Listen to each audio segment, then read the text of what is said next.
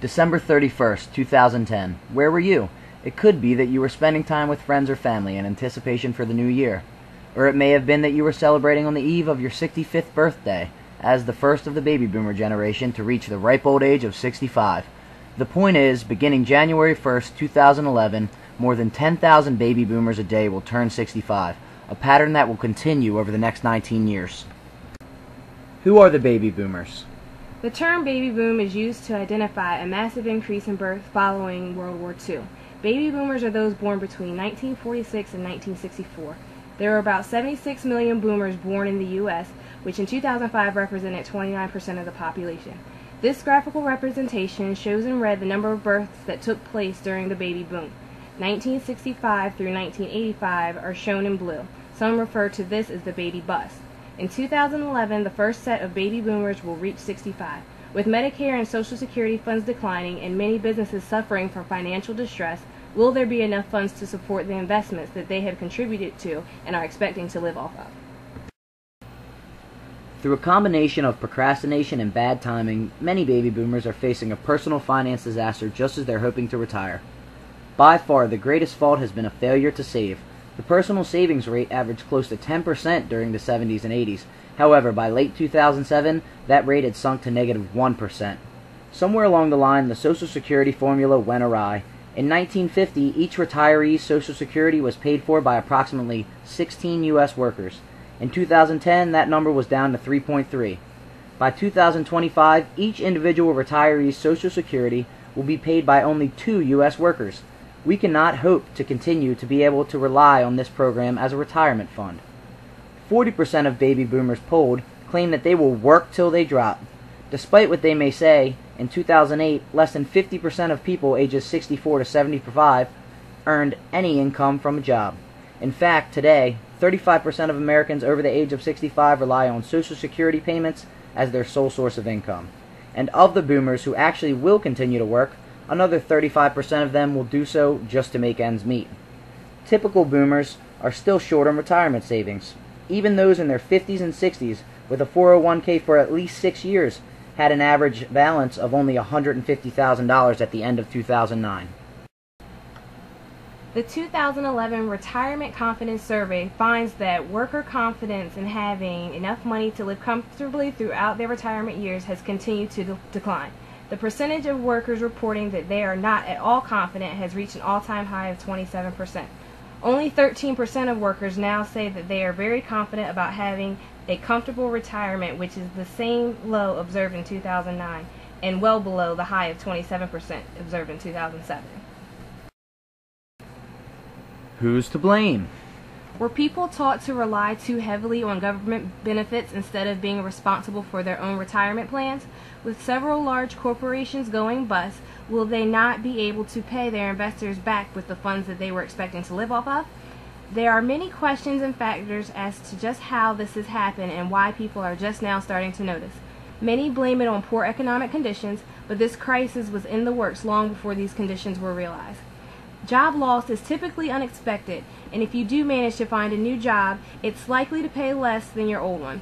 Highly educated workers are slightly better off, but many of the boomers moved up and were successful off of minimal education. They are now forced to compete with people just entering the workforce with more education and who are willing to take a lower salary. Because of the stock market declines during the past 15 months, personal retirement accounts have lost over $2 trillion or 20% of their value. But pulling your money out of the stock market isn't the answer if you want to have enough cash to afford 30 years of retirement.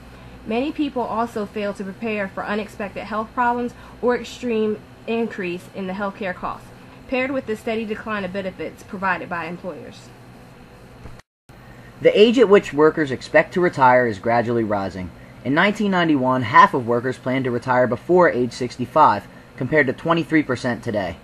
74% of workers now say that they plan on working after retirement for additional income. Historically, only 23% of retirees have actually worked after retirement. Retirees who leave the workforce earlier than planned consistently report lower levels of confidence about their retirement security than do those who retired on time or later than planned. 2/3 of people between ages 55 and 64 had a mortgage in 2007 with a median debt of $85,000. Almost 75% of people file Social Security benefits as soon as they are eligible at age 62 instead of waiting until 65, where they would have recouped a greater amount. In fact, if you wait until 70, your check can be actually 75 to 80% more than at 62. Many people take the early option because realistically, the larger amount that you would receive later will never make up for the amount that you missed out on by taking it early. But could this be causing Social Security funds to deplete faster than expected? There is a slow-burning retirement crisis for boomers, said Anthony Webb, a research economist at the Center for Retirement Research. If you have a crisis where the adverse consequences are immediately clear, then people understand that they have to do something. When the consequences will be felt 20 or 30 years in the future, the temptation is that we kick the can down the road. As a result, Webb believes many people won't change their behavior. Several people shrug off the issue. They would rather not worry about it and continue to live paycheck to paycheck. This mentality will promote no change in productive behavior, thus worsening the situation. But, do take note, this is a growing issue, and should therefore be a growing concern. The number of people 65 and older in the U.S. is expected to more than double by 2050, from 39 million today to a staggering 89 million.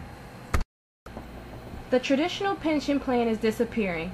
In 1980, some 39% of private sector workers had a pension that guaranteed a steady payout during retirement. Now that number is closer to 15%.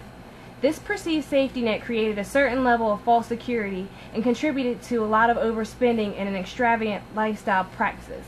Currently, 36% of Americans say they contribute nothing at all towards retirement.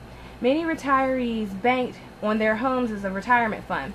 But the crash in the housing prices has slashed almost a third of a typical home's value. Today, 22% of homeowners, nearly 11 million people, owe more on their mortgage than their home is worth. What's next? The common agreement is that the first step of recovering from this retirement crisis is to admit that we have been living irrationally. Sadly enough, several predictors believe the majority of the population is too set in their ways to make a change. U.S. government reports state that Social Security and Medicare spending, coupled with interest on the rising national debt, will account for about 92 cents for each dollar of government spending by 2019.